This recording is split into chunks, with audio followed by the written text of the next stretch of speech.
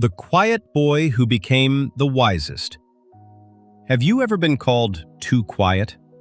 Maybe people thought you were shy. Maybe they assumed you had nothing important to say. Or perhaps they mistook your silence for weakness. But here's something most people learn far too late. The loudest person in the room is not always the strongest. Sometimes the person saying nothing is the one who understands everything. This is the story of a boy named Armin. In a peaceful village near the royal palace, Armin was different from the other children. While everyone else competed to be heard, Armin preferred to observe. He would sit beside the river and watch the water move around the stones. He noticed the birds returning to their nests. He listened to the wind moving through the trees. He rarely spoke without a reason. Because of that, the villagers began making assumptions. Why is that boy always silent? He must be weak. Maybe he doesn't understand anything. Even some adults underestimated him. But Armin never wasted his time defending himself. Whenever someone laughed at him, he simply smiled and continued walking. Because Armin understood something they didn't. You don't have to explain your strength to people who haven't learned how to recognize it. One morning, everything changed. The village square suddenly filled with drums, trumpets, and the sound of hundreds of excited voices. The king had arrived. A royal soldier stood beside him, carrying a heavy wooden chest. When the king opened it, sunlight reflected from hundreds of gold coins. Everyone stared. Then the king announced, "Today, I will test the young boys of this kingdom. The one who proves himself strong, patient, and wise will receive this treasure and earn the honor of learning at the royal palace." Instantly, the boys became excited. Everyone wanted the gold. Everyone wanted the royal position. And every boy believed he had a chance. Armin stood quietly at the back of the crowd. Some boys laughed when they noticed him. "Look, even the silent boy has come to compete. He won't last 5 minutes." Armin didn't respond. The king then explained the challenge. There would be 3 tests.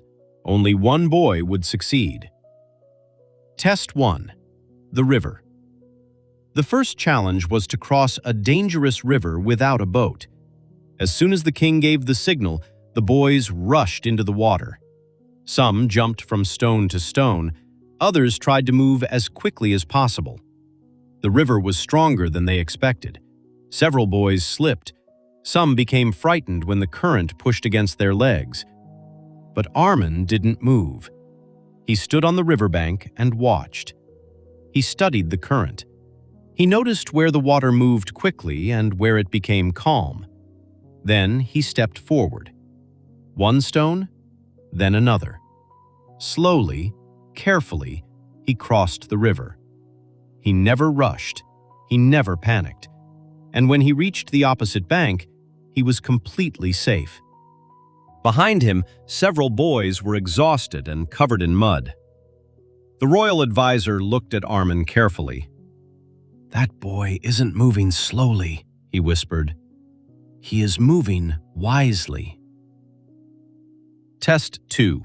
The hidden flower. The second challenge took place inside the royal garden. Somewhere among hundreds of plants was a rare white flower. The boys had only 15 minutes to find it. The moment the test began, chaos erupted. They ran from one corner to another. They pulled branches apart.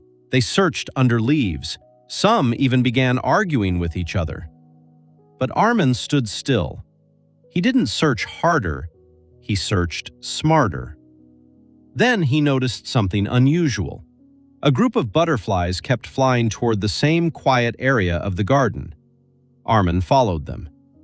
Behind a cluster of large leaves, he discovered the rare white flower. He carefully picked it up and carried it to the king. The judges were amazed. "How did you find it so quickly?" Armin answered calmly. "Sometimes, when we become quiet, We notice things that noise hides from us. The king said nothing, but his expression showed that he was impressed. The final test. The final challenge took place inside the royal hall. The king sat upon his throne while the remaining boys stood before him. One by one, they were asked the same question.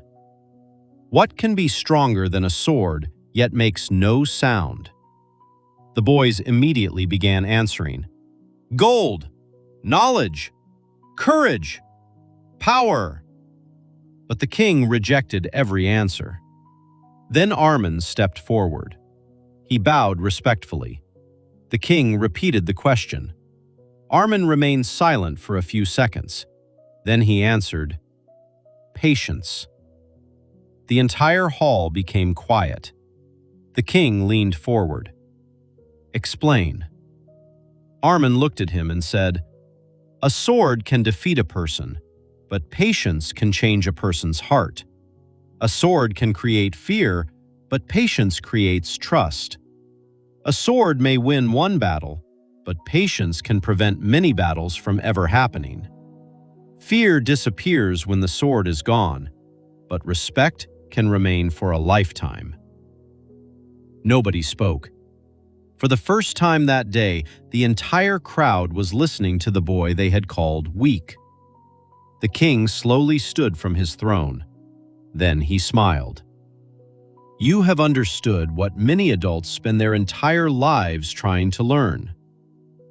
The following morning, the royal messenger arrived in the village.